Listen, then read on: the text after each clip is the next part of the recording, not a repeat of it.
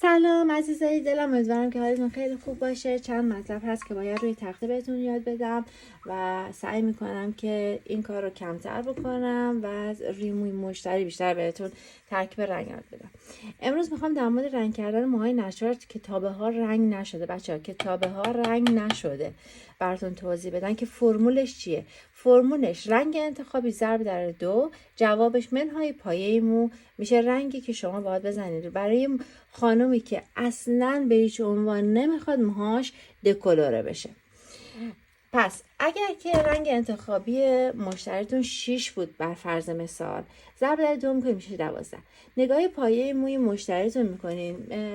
پایه مو شماره 2 تو کاتالوگ رنگیه، یعنی قهوه‌ای پررنگ.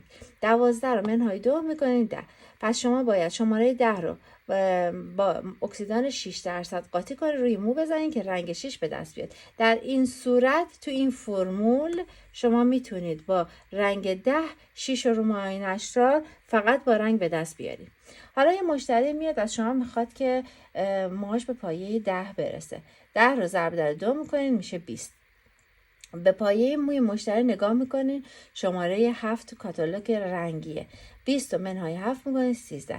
عزیزای من، وقتی که اینجا جواب بالاتر از 10 باشه، مو حتما باید دکولوره بشه تا بتونید رنگ انتخابی مشتریتون رو به دست بیارید.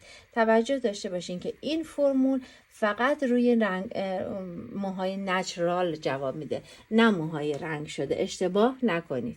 موهای رنگ شده حتما باید دکولوره بشه، اما رو موهای نچرال ما بعضی وقتا میتونیم مو رو به پایه انتخابی مشتریمون برسونیم.